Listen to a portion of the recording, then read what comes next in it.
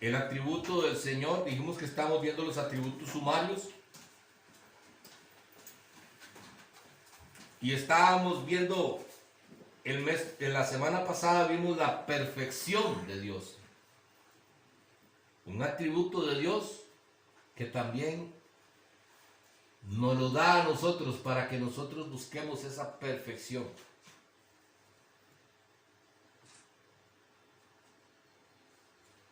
Y nos dio dos versículos, no los busquen esos porque nada más voy a leerlos, que fuimos lo que vimos parte de la semana pasada.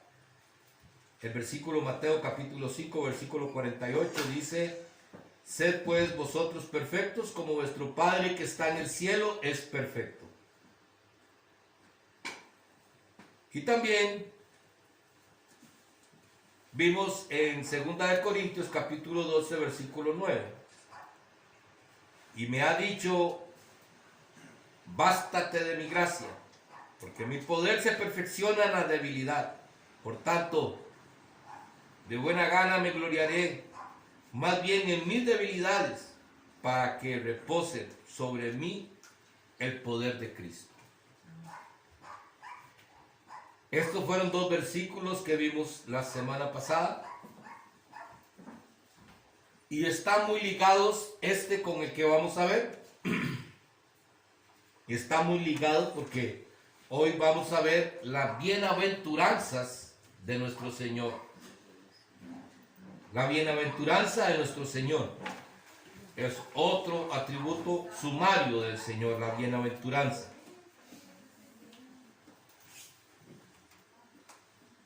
¿Y saben ustedes qué quiere decir bienaventuranza? ¿Alguno lo sabe? ¿No? Bendiciones. ¿Ah? Bendiciones. No, precisamente no. Bueno, vamos a buscarlo porque es importante que sepamos también qué quiere decir la palabra. Dichosos. Dichosos, sí. Felices. Esa es dichoso, feliz, feliz. Y en el griego se llama Makarios. Así es como se dice Makarios, que quiere decir feliz, dichoso. Eso es lo que quiere decir la bienaventuranza del Señor.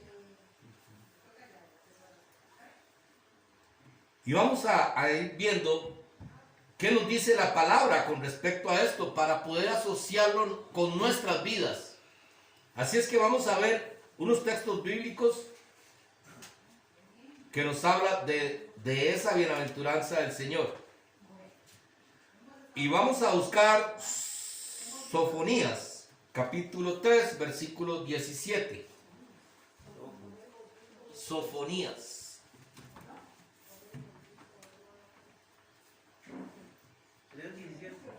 Ajá. Capítulo 3, versículo 17.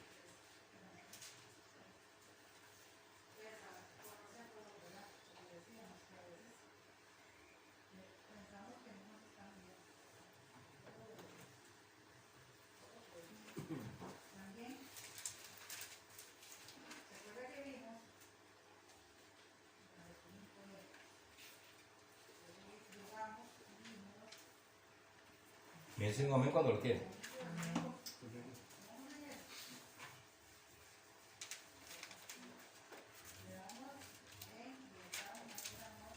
¿Lo tenemos todos?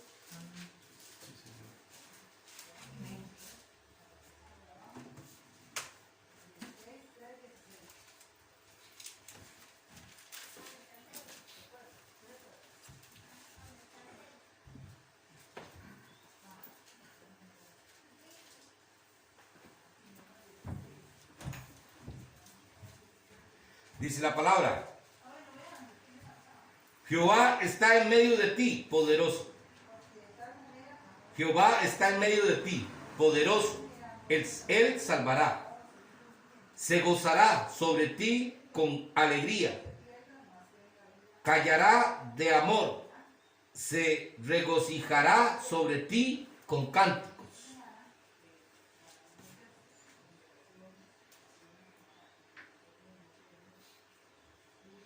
Jehová está sobre ti. ¿Sobre todos? ¿Sobre todos está Jehová? De los que estamos aquí, sí. Eso esperamos, ¿verdad? Pero dice la palabra que no está sobre todos, ¿verdad? De aquellos que han creído, de los que han creído en su palabra, de los que quieren andar en su voluntad, Él está sobre ellos. Porque vea que dice, Él salvará. Y no es a todos que Él va a salvar, ¿verdad? Se gozará sobre ti con alegría, callará de amor, se regocijará sobre ti con cánticos.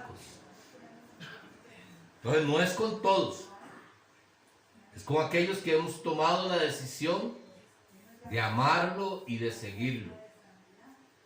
El Señor lo que anhela es que nosotros lo amemos a Él. Si lo amamos, las cosas se nos van a hacer fáciles. ¿Qué hace? Va a poner un ejemplo con Jessica, me permite, Jessica y Daylan. ¿Qué hace usted con Daylan que tal vez solamente porque el amor de la mamá lo puede hacer? Solo con el amor de la mamá lo puede hacer. No voy a entender. Tal vez hay cosas que él haga que a usted no le gustan, pero el amor de madre es la que le ayuda a usted hacer cosas que tal vez él no se merece, pero usted lo hace por el amor, ¿verdad?, que le tiene a él. E igual si hablamos de un matrimonio, ¿cuántas cosas soporta, sea el hombre o sea la mujer, con la pareja que está a su lado?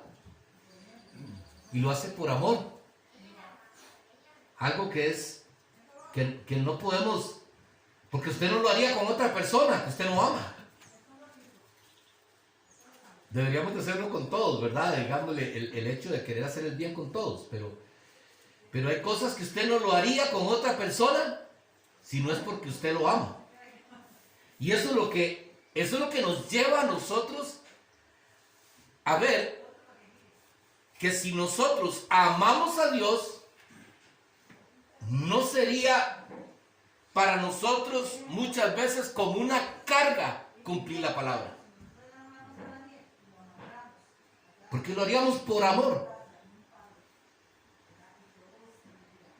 Por amor usted puede llegar cansada de trabajar, pero sabe que Daylan necesita ir al colegio y usted no le va a papi, póngase la ropa así porque estoy muy cansado, yo no se lo va a planchar.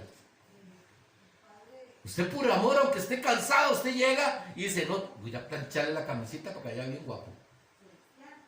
Por amor.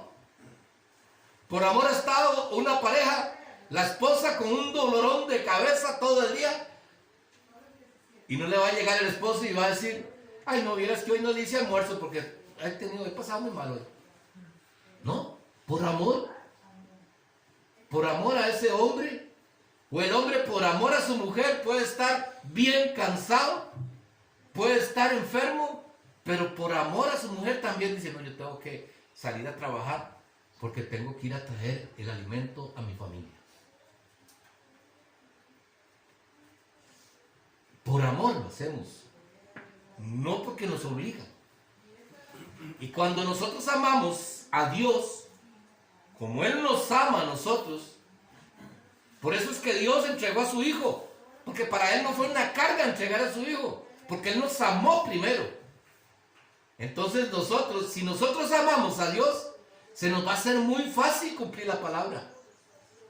Así como soportamos los berrinches del esposo o los berrinches de la esposa, imagínense ahora con Dios que solo cosas maravillosas nos regala. Se nos haría mucho más fácil. Porque nos diéramos cuenta de que si no hacemos las cosas como el Señor nos manda, lastimamos el corazón de Dios. Entonces, por amor a Dios, no vamos a querer lastimar su corazón, porque lo amamos. Por eso es importante que nosotros nos enamoremos cada día más de Dios. Y si nosotros nos enamoramos cada día más de Dios, vamos a querer conocerlo más y conocerlo más. O cuando estaban de novios no era, que venga solo un día. No me interesa, ni lo llamo, no me interesa, ya con solo un día que lo vea está bien. Mentira, ¿verdad que no? Querían verlo todos los días, ojalá. Y para los más viejillos, que no había teléfono, ¿verdad? Imagínense si yo pasaba metido en la casa de mi suegra, ahora con teléfono. No, era tremendo. Porque eso es lo que nos hace el amor. El amor nos lleva a querer estar con esa persona, a querer agradarle a esa persona. Por amor hemos dejado de comprarnos algo nosotros para dárselo a la otra persona.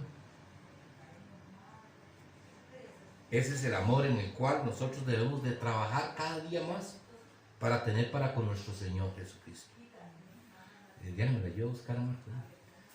Isaías capítulo 62, versículo 5.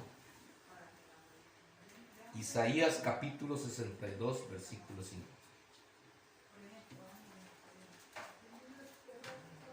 Después de los salmos, Isaías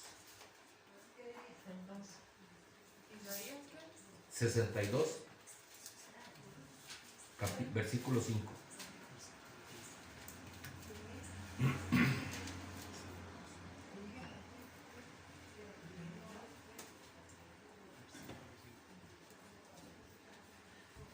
¿A quién le gusta ver las películas de Semana Santa?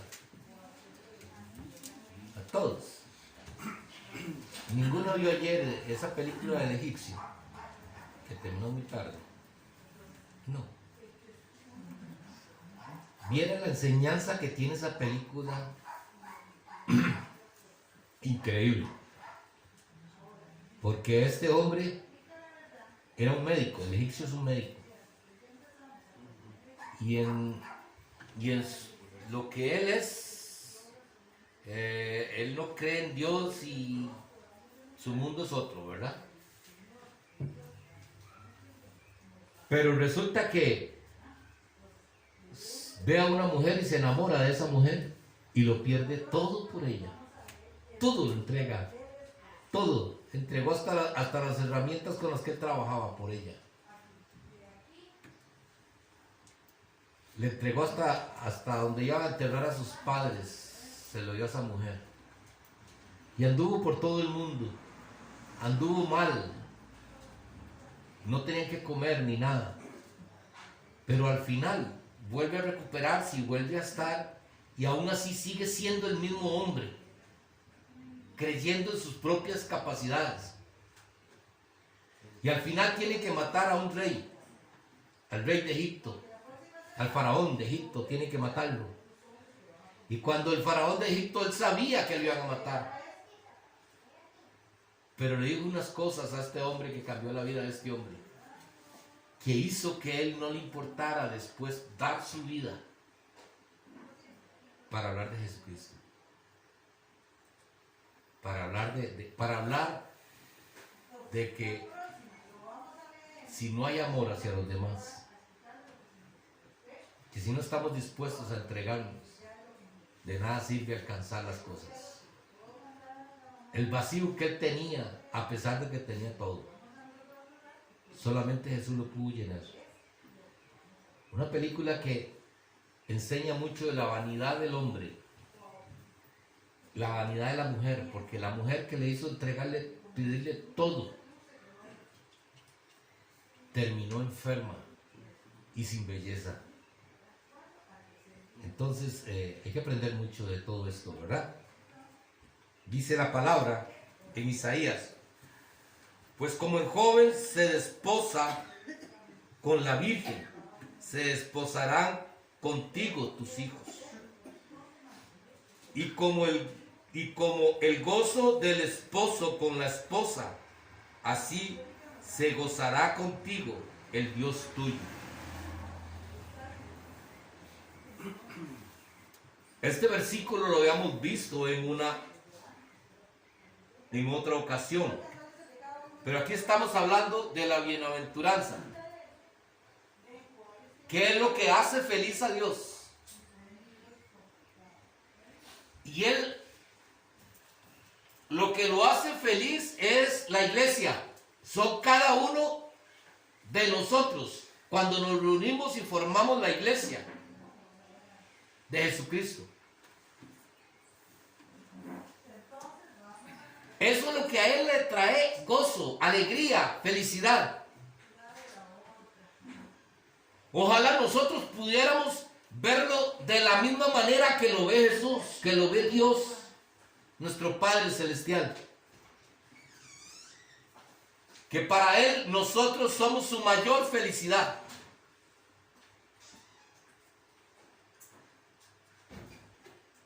Porque nos compara. Pues como el joven se desposa con la virgen, así nos compara Dios. Vean lo importante que es para Dios su iglesia, hermanos. Y es por esa razón que nosotros debemos de amar a la iglesia, de esforzarnos para corresponderle a nuestro esposo, que es Dios, nuestro Señor Jesucristo. Tenemos que hacer todo para que seamos un matrimonio donde las dos partes se entreguen. Porque qué difícil los matrimonios donde uno sí y otro no. Cuesta mucho. Y lo peor de todo, no estoy hablando de que uno tiene un montón de defectos y el otro no. No, más bien es al contrario. De que me gusta que me toleren a mí, pero yo no tolero al otro. Ese es el peor problema. Porque vemos el error del otro y yo soy la buena, o yo soy el bueno. Y no nos damos cuenta que tal vez hay muchas cosas que nos están tolerando. Por eso, así debemos nosotros de ver la manera de cómo somos fieles a Dios en ese matrimonio, que las cosas caminen de la mejor manera, que así como Él me da, yo sea fiel con Él y también a Él le dé. Por eso es que la palabra de Dios nos enseña. Y como el gozo del esposo con la esposa, así se gozará contigo Dios, el Dios tuyo. Eso es lo que el Señor nos habla. Por eso esa es la bienaventuranza del Señor. Feliz, Él se siente feliz, nos ve como es. Y vamos a ver este otro versículo, Romanos capítulo 11, versículo 36.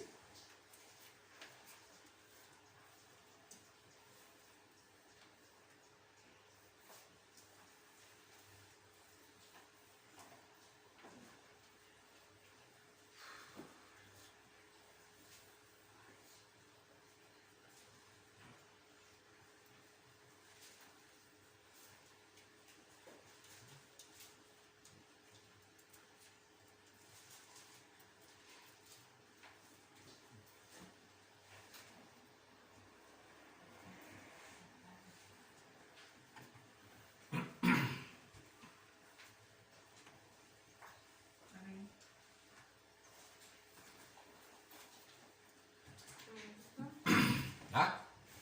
Permítame.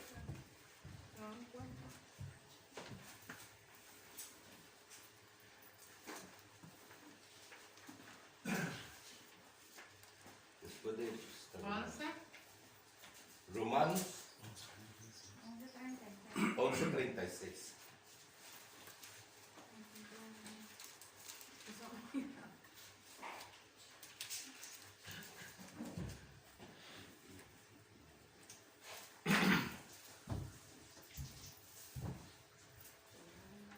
Dice la palabra, porque de Él y por Él y para Él son todas las cosas. A Él sea la gloria por los siglos de los siglos. Amén.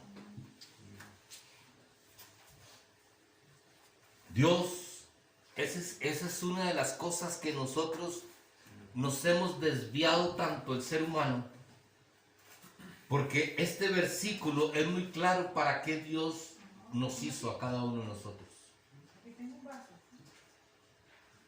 Porque de Él y por Él y para Él son todas las cosas. Él nos creó para Él, para la gloria de Él. No para que nosotros alcancemos, para que nosotros seamos. Ustedes podemos ver hoy en día en las iglesias, muchas veces se hacen estudios para preparar líderes dentro de las iglesias, ¿verdad que sí? Y ese ha sido el peor error de la iglesia. La iglesia no tiene que preparar líderes. La iglesia tiene que preparar siervos. Porque por lo general el líder se siente más que los demás. Yo soy el que mando, yo soy el que dirijo. Y Jesús no vino a preparar líderes, Jesús vino a preparar siervos. El siervo es aquel que siempre está para servir. Nunca espera que le digan, que le den algo para poder hacer algo. Y ese se convierte en un líder, pero para convertirse en un líder primero tiene que reconocer que es un siervo. Si ustedes se ponen a ver, ¿por qué Pablo trabajaba? ¿Por qué Pablo pasaba necesidad? Porque Pablo había entendido que él era un siervo. Y Pablo decía, aunque yo tengo derecho que me paguen porque yo ando trabajando para el Señor. Y entonces dice Pablo que el que trabaja tiene derecho a su salario. Y el que trabaja para la obra vive de la obra, dice Pablo. Pero dice Pablo, pero yo no lo hago para no hacerlos caer a ustedes. Para que después no digan, yo soy un mantenido. ¿Ah? Pablo no lo hacía simple y sencillamente para que no dieran de qué hablar de él. Para no ser piedra de tropiezo para otros.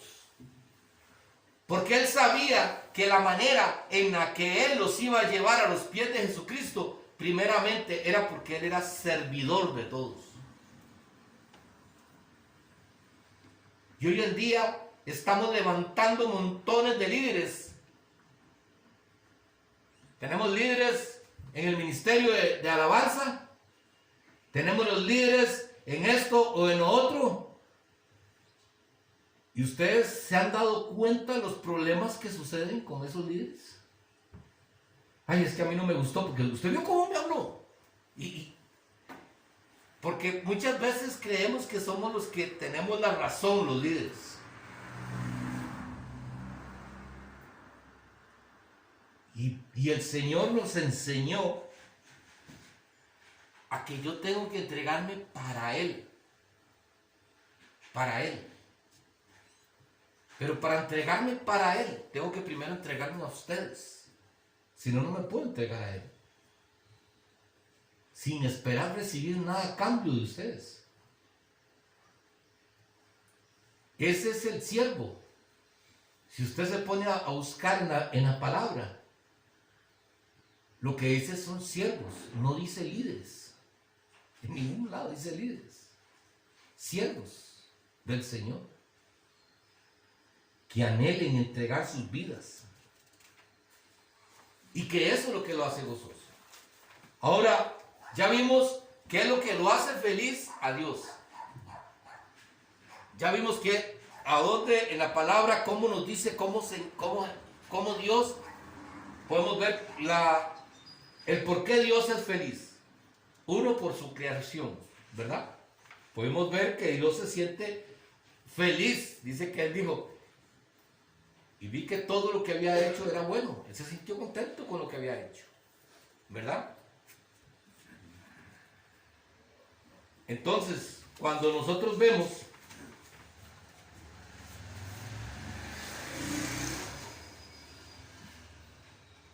que el Señor se goza en todo lo que ha hecho, que todo lo que Él ha hecho, entonces viene la pregunta: ¿qué necesita usted para ser feliz, para ser bienaventurado? ¿Qué cree que necesitamos nosotros para ser bienaventurados? Y vivir conforme a su palabra. Vivir conforme a su palabra. Correcto. ¿Lo hacemos?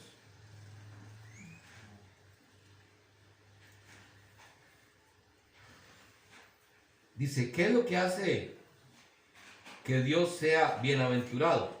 Feliz. Todos sus atributos, su carácter y todo su ser. Eso es lo que le hace ser feliz a Dios. Todo su ser. Porque Él es perfecto. Entonces, Él es la felicidad. Todo lo que Él es lo que lo hace ser feliz.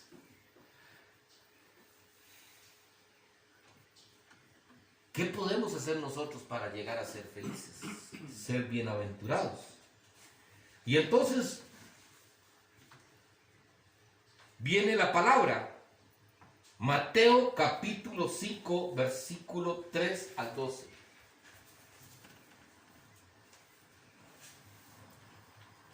Mateo capítulo 5, versículo 3 al 12.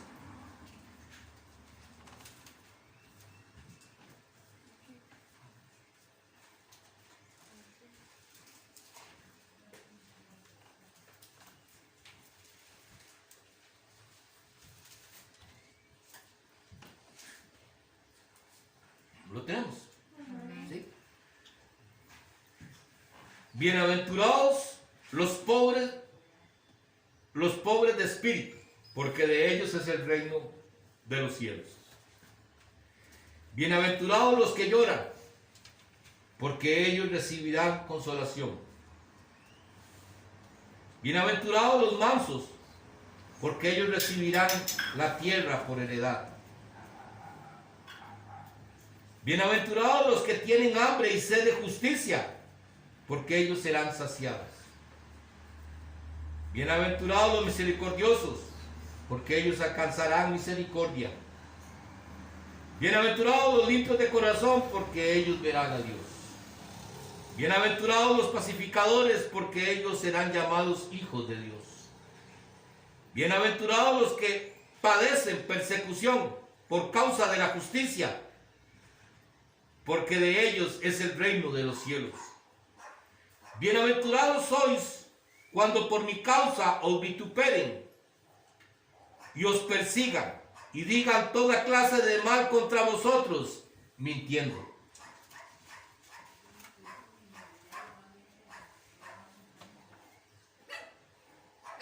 Gozaos y alegraos, porque vuestro galardón es grande en los cielos, porque así persiguieron a los profetas que fueron antes de vosotros.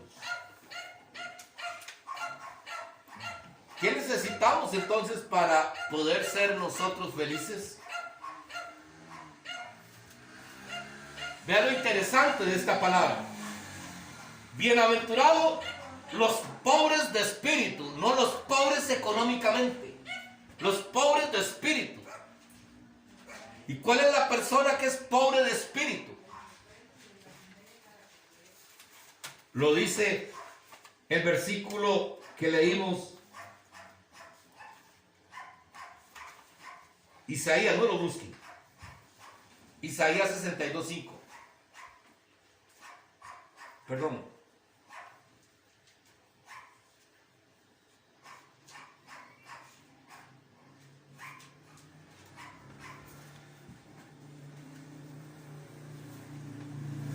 No es Deuteronomio, perdón.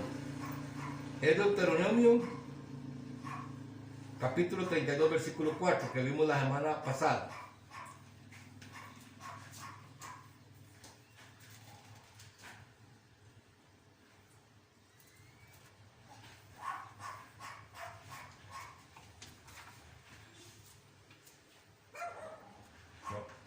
perdido. Ando perdido, muchachos. Segunda de Corintios capítulo 12, versículo 9. Aquí es donde está la respuesta de bienaventurados los pobres de espíritu, porque de ellos es el reino de los cielos. La respuesta está en 2 de Corintios capítulo 12, versículo 9. Y me ha dicho: bástate de mi gracia, porque mi poder se perfecciona en la debilidad. Por tanto, de buena gana me gloriaré más bien en mis debilidades, para que repose sobre mí el poder de Cristo. El pobre de espíritu es la persona que reconoce que necesita a Dios. Ese es el pobre de espíritu. El pobre de espíritu es aquel que Dios llega y lo utiliza y va y ora por una persona y esa persona la sana y usted diga: el poder de Dios hizo que esta persona fuera sana. No que yo me crea que como yo oro por esa persona, el poder de Dios está en mí. No. Dios te utiliza para Él demostrar su poder, pero no es que yo está en mí. Yo tengo el Espíritu Santo, pero cuando yo digo que yo tengo el poder de Dios, soy bienaventurado. Soy pobre de espíritu, perdón. Tengo que reconocer que no soy yo el que hace las cosas. Tengo que reconocer que es Dios. Tengo que reconocer que yo sin Dios no soy nada. Y esto es lo que dice Pablo. Porque Pablo lo que dice aquí es que no importa que tenga ese aguijón. No importa que esté enfermo. No importa que lo persigan. No importa si tiene que pasar necesidades. Porque mi debilidad, ahí es donde el Señor se manifiesta. Si yo no reconozco mi debilidad, va a costar mucho que Dios haga algo en mí. Yo tengo que reconocer mi debilidad. Entonces, vea usted lo que dice en las bienaventuranzas. Bienaventurados los pobres de espíritu, no los que no tienen dinero, porque ellos es el reino de los cielos. Porque habrá muchos pobres que se irán al infierno, y habrá muchos ricos que llegarán al reino de los cielos.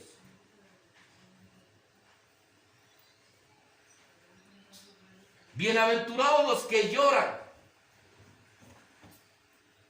Que cuando llegamos y estamos pasando una necesidad y nos ponemos a llorar y oramos y lloramos, ¿esos son los que dice el Señor bienaventurados a estas personas? No. Está hablando de los que lloran, los que le duele, ¿sabe como quién? Como Pedro. Cuando Pedro se dio cuenta que le falló a Dios y lloró amargamente, bienaventurado, porque reconoció su pecado. Y lloró, le dolió haber lastimado el corazón de Dios. A eso el Señor le llama bienaventurados, felices porque están reconociendo, lloran de dolor porque le fallaron a Dios. Y reconocen, como dice el primero, pobres de espíritu.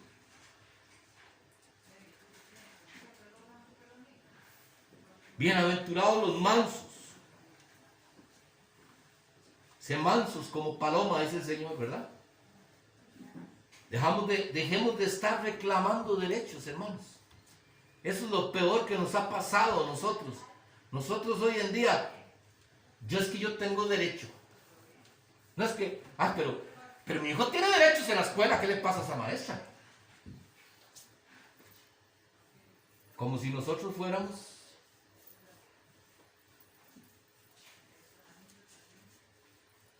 y Jesús no era así. Y nosotros tenemos que parecernos a Jesús.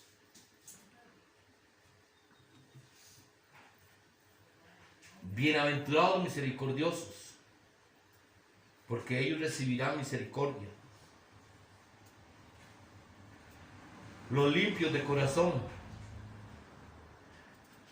Bienaventurados los pacificadores.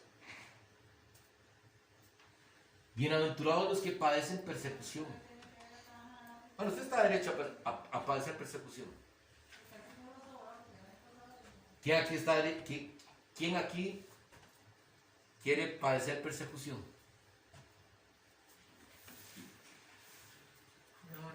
Deberíamos, ¿verdad? ¿Y saben dónde? En nuestra casa. Porque sí que duele que nos desprecien, ¿verdad? Y sí que duele cuando usted llega y dice, mira, es que yo quería compartirles. Ay, no me hable de eso. Entonces, vean, respete mi fe. Entonces, ¿qué es lo que decimos? ¿Para qué? ¿Para qué? De por sí ni pelota le dan a uno. Pero ¿sabe qué me ponía yo a pensar? Si en sus manos estuviera, se lo pongo de esta manera, un hermano suyo necesita una vacuna y usted tiene la plata para que él pueda vacunarse, pero resulta que usted no quiere dársela. Eso es lo que hacemos nosotros, exactamente, con la palabra de Dios. Y aunque su hermano le diga a usted, ay, no, pero es que yo no me la quiero poner, mi hermano, y usted insiste y insiste a que a ver, o no lo hacemos ahorita con nuestros adultos mayores. Y si nosotros tenemos que ir a poner la vacuna, ojalá que cuando lo llamen vaya, ¿verdad? Pero si a su mamá le dicen, ya tiene que ir a ponerse la vacuna, usted no insistiría. A su papá, usted no insistiría. Ay, no, que yo no quiero, mami, vaya, por favor, mami, yo la llevo, mami, yo le pago un taxi, pero con tal de que usted vaya. Ahí sí insistiríamos, porque es una vacuna contra el COVID, que al fin y al cabo, dice el Señor, no le teman a lo que mata el cuerpo. A eso no hay que temerle, témale a lo que mata al espíritu. Pero muchas veces no queremos ser perseguidos. Muchas veces no queremos ser calumniados, como dice aquí, bienaventurados sois cuando por mi causa os vituperen, os persigan, o digan toda clase de mal contra ti. Eso no nos gusta, hermanos. Pero resulta que para ser bienaventurado, como dice la palabra, tenemos que hacer esto, hermanos. No tenemos otra. Porque si usted no hace eso, usted sabe que va a haber un dolor en su corazón. Yo le decía a mi sobrino, ahora que estábamos viviendo, porque les cuento que cuando me llamó mi hermana para darme la noticia que mi cuñado se había muerto, fue un golpe durísimo, porque en la mañana habíamos recibido un mensaje que estaba mejor y que probablemente ya lo iban a pasar a otro lugar para que se recuperara, porque ya no tenía COVID. Fíjate, ya no tenía COVID, que permitieron que le hicieran la misa y lo tuvieran en la casa y de todo. No tuvo que pasar como los que mueren con COVID. Y estábamos nosotros contentos cuando llega la noticia. Y ahora que estaba hablando con mi sobrino, él tiene un tío político por ahí. Bueno, no sé ni es casado con una tía de él, sí, tío político. Y resulta que le digo yo, vea, la muerte que yo más he llorado es la muerte de Misael, que no era nada a mí. Ni a mi papá, ni a mi abuela, a nadie he llorado como lloré a ese hombre. Y pasaban 3 días y me recordaba y lloraba. ¿Y saben por qué, hermanos? Por esto. Porque no me expuse a que hablaran de mí. Porque no le presenté al Señor a este hombre. Eso era lo que me hizo llorar. Eso es lo que no me dejaba estar en paz. Hasta que no le pedí perdón a Dios. Porque le dije, Señor, no hice lo que tenía que hacer. Por vergüenza que me rechacen. Ay, sí, qué duro. Porque eso es lo que nos pasa a nosotros, nos da vergüenza que nos rechacen. Y es necesario para que usted y yo seamos felices, es necesario que pasemos por eso.